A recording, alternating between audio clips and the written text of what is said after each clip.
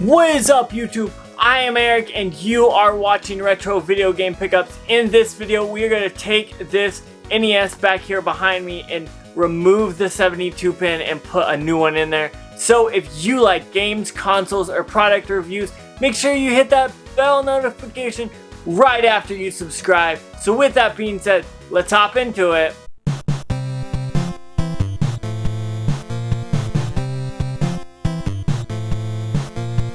Okay, so here I have the actual NES here. I've got some tools lying around that I will use in order to open it. And over here I have another 72 pin connector. So if you are ever wanting to learn how to replace this is exactly how you will do that. Now, you don't always have to replace them. Sometimes you can get lucky and have to just make sure that they're connected and all that.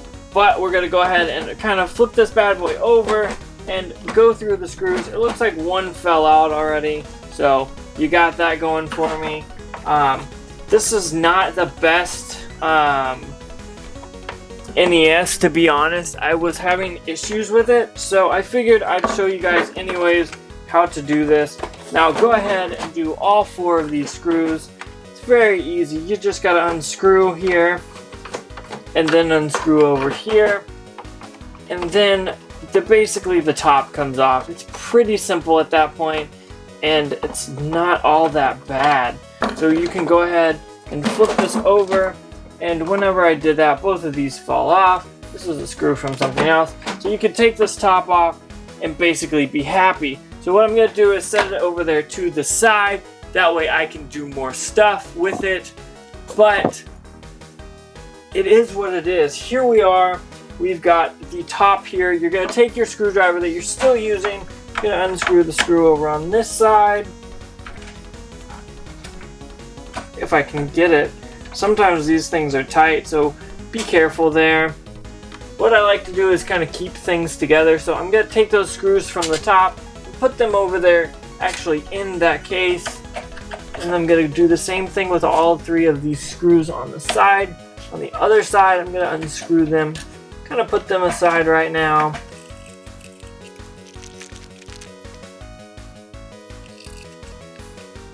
So you're going to take this screwdriver and take out that screw as well on the side there. And if you notice, I'll have my camera in view and out of view. That is actually to kind of help you guys. Now, back here on the back are 2 screws as well, so I will go ahead and unscrew those as well. Pull those off.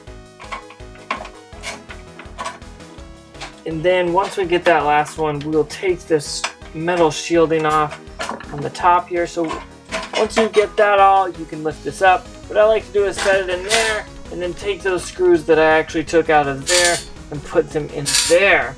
So now that that is done, you see the actual NES portion of it. It is still working. Everything is great there, but you're kind of still bolted to the ground. So what you're going to do is you're going to take your screwdriver again, and there are 4 screws on the side of this plastic. I'm going to go ahead and unscrew all of that so it makes it easier for you. Take that screw off. Go ahead and take this screw off. Then to the other side, there's 2 more screws. And we will take this one off, which will get rid of 4 of those screws right away. Then you're almost ready to take that off. There is a screw back here in the very, very back that you will unscrew as well. And then once you do that, you should be able to lift the system out. Now, the way it is sitting, it's there, but it's still stuck for some reason. So I checked, and there's actually still 1 more screw over to the side. Don't worry about that. I will go ahead and get that as well. So we've got all those screws released, so you can lift your board out. So you've got those 2 screws. Make sure you don't lose them or get them in the wrong order. There is one over here. Hold on, I'll show you. This screw actually right here is a shorter screw, so be careful when you're doing that. Now what you can do is take the bottom piece off and do that, but I think it's easier if you don't do that. And so what I'll show you is kind of the way to do it without unplugging any of those cables. Now what you can do at this point, because you have unscrewed that bottom piece, you kind of let that metal piece down below kind of set down a little bit, and you now have the system. Now what you could do is wiggle this around until it comes loose, or you can go ahead and take these off. So I'm going to go ahead and take them off right here just to make it easier for you guys and everyone around. Here is what we've got. I'm going to go ahead and move that camera a little bit and then show you how to remove this and put on that new pin. So we've got that pin on there that is the old one, and we're going to go ahead and flip this over. And as you can see, there is a little metal piece there, but also there as well. So what you can do is kind of pull this one way or another, and you should be able to pop it out. Now sometimes it is not as easy as it looks, and so you've got to be a little bit gentle with it, but you want to make sure you pull it enough. So what I like to do is go ahead and place my thumbs here at the back of the pins and push forward on just that top plastic piece.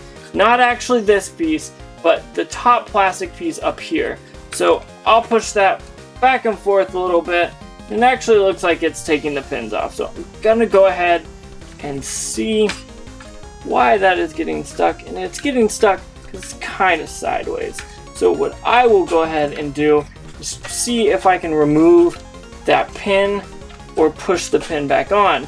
Well, I tried to push it back on straight and it kind of didn't want to go, so I'm gonna go ahead and try to lift that up just enough to where the board doesn't get stuck and pull the board off of it. So now I have the board here by itself. I'm gonna set that to the side here, and now we have the pin setup. Now for some reason this pin setup is stuck, so what I'm gonna do is kind of put it back to where it goes and then see if I can figure out why it is getting stuck.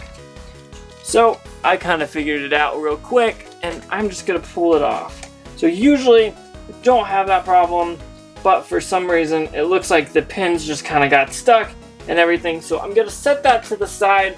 Now here is what the board looks like. Now when the board is sitting in the case, it is actually down like this, and so you have your pin connection. It's connected here like so. Let's see if we can get it to connect.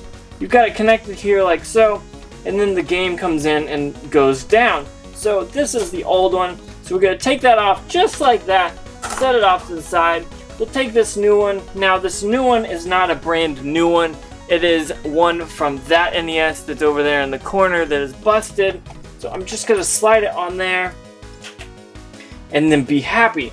Now what I'm going to do is go ahead and take this piece and kind of slide it in there, but you want to be careful about this. So make sure that when you push this in, everything is firm, and then you will want to take this and push it back onto the actual plastic right there. So like that, it just kind of slides in. So that's pretty easy and pretty interesting. Now, as you can tell, the way that this thing works is quite cool, and it's very simple. So I'm going to kind of try to show it off.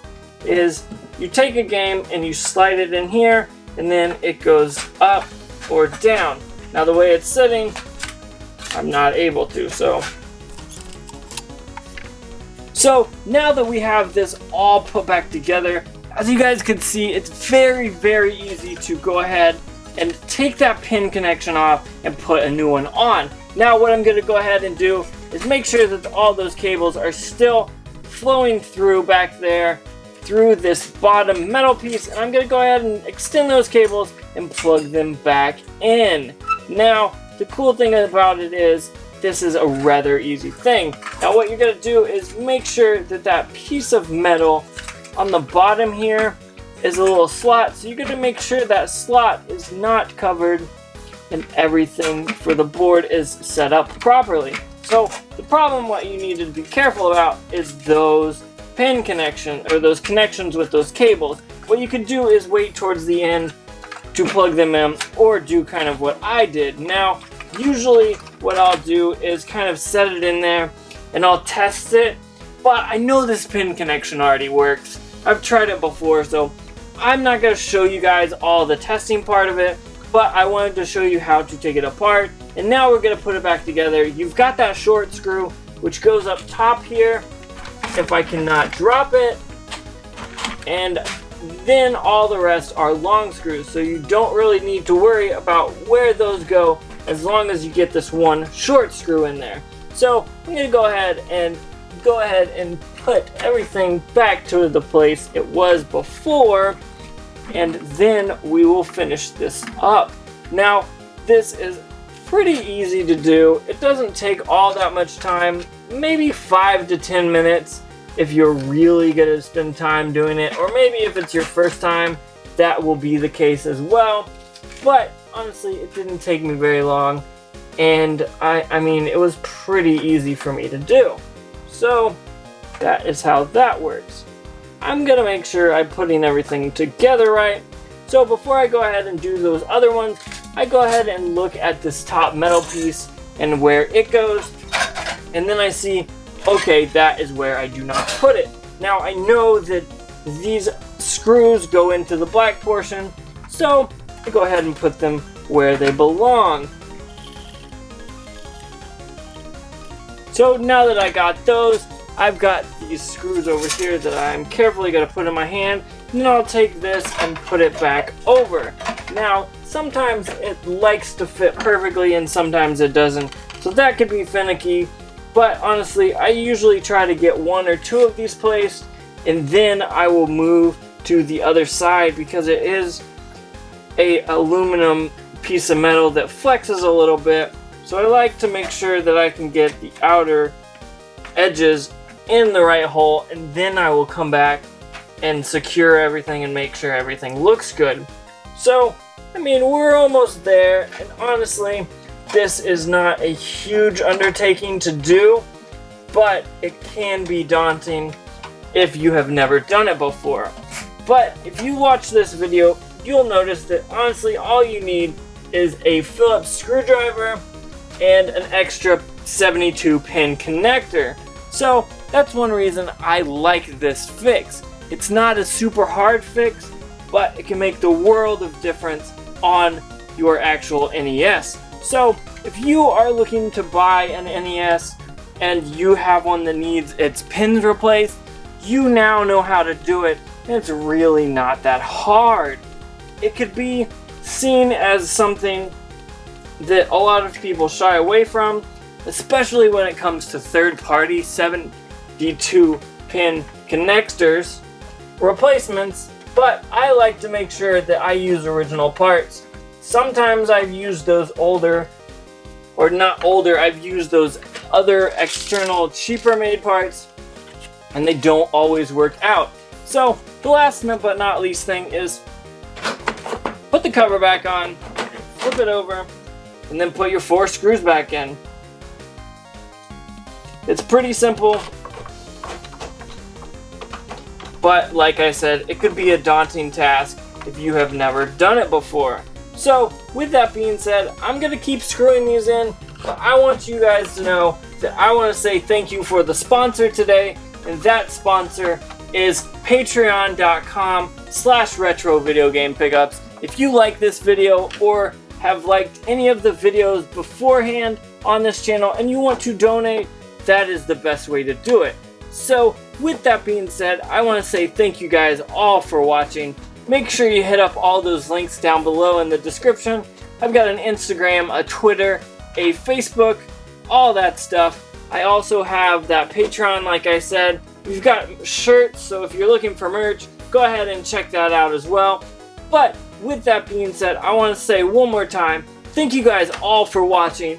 That is how you take a 72 pin connector from a NES and replace it. So with that being said, make sure you have a good day.